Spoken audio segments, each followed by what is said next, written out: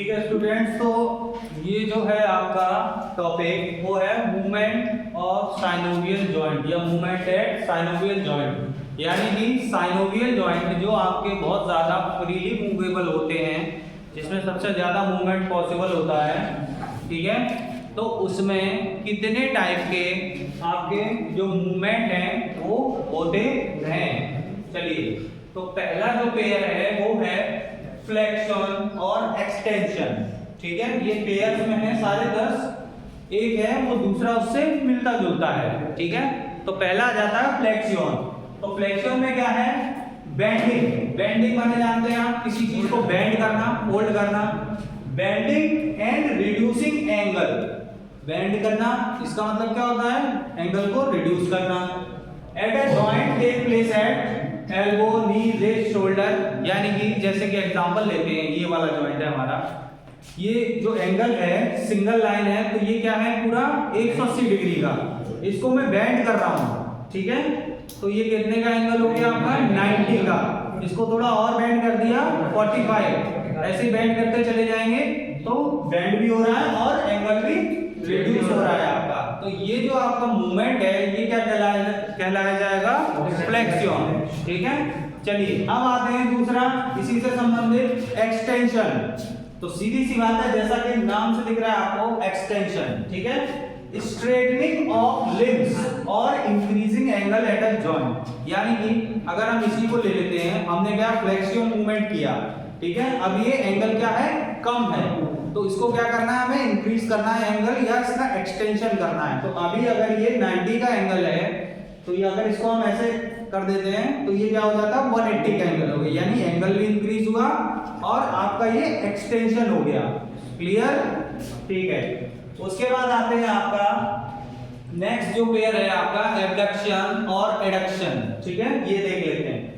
तो एडक्शन क्या है? Movement of bone towards midline of the body. यानी कि कोई भी बोन है आपकी, अगर वो आपकी बॉडी की मिडलाइन की तरफ अगर आप उसका मूवमेंट कर रहे हैं तो वो मूवमेंट क्या हो गया? एडक्शन। क्या हो गया वो? एडक्शन। ठीक है, अब बात करते हैं एबडक्शन की। एबडक्शन क्या है?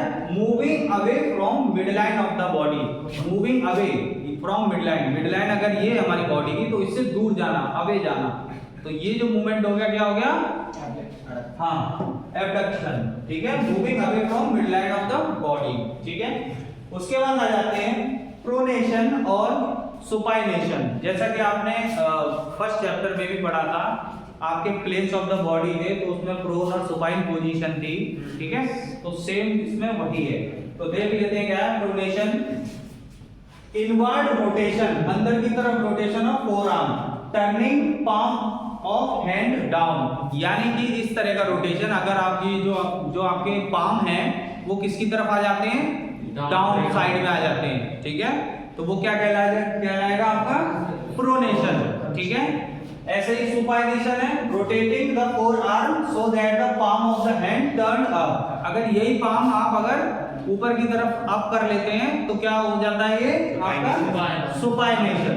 ठीक है, चलिए उसके बाद आता है आपका सर्कमडक्शन और रोटेशन। ठीक है, सर्कमडक्शन में क्या है? Movement of a limb in a circular motion. किसी भी आपके लिम्ब का, चाहे अपर लिम्ब हो चाहे लोअर लिम्ब हो, उसका मूविंग सर्कुलर रोटेशन मोशन होना चाहिए। जैसे moving arm in circular motion, जैसे कि आप ये हाथ इस तरीके से सर्कुलर मोशन में इसको मूव कराते हैं। ठीक है, चलिए उसके बाद आता है 8वां आपका रोटेशन। ठीक है, अब देखते हैं इन दोनों में फर्क क्या है। Movement around the long axis of bone. इसमें क्या है? मूवमेंट हो रहा है लेकिन एक्सिस ऑफ बोन के अराउंड हो रहा है। रोटेशन ऑफ हेड, जैसे कि आपका रोटेशन ऑफ हेड, यहाँ पे एक्सिस क्या है आपकी? वर्टिकल कॉलम, उसी के अराउंड तो आपका ये मूवमेंट हो रहा है। ठीक है, slide to slide twisting of the body, या फिर जो आपकी बॉडी है अगर आप इसको ट्विस्ट कर रहे हो इस तरीके से, तो आप किस बोन के अराउंड, एक्सिस के अराउंड ये आपकी ट्विस्ट हो रही है? आपकी वर्टिकल कॉलम के अराउंड। ठीक है, आपकी वर्टिकल कॉलम वही रहेगी, लेकिन जो आपकी बाकी बॉडी है वो आप क्या कर रहे हो? ट्विस्ट कर रहे हो। ठीक है, तो ये हो गया आपका रोटेशन। चलिए अब नेक्स्ट आता है आपका इन्वर्जन। इन्वर्जन में क्या है? Turning the sole of the foot inward. Inversion कब कहलाएगा? जब आपके जो फुट हैं आप इसको अंदर की तरफ लेकर आते हैं। किधर? अंदर की तरफ। ठीक है, टुवर्ड्स इनवर्ड। इसका जस्ट अपोजिट होगा इवर्सन। क्या होगा? इवर्सन।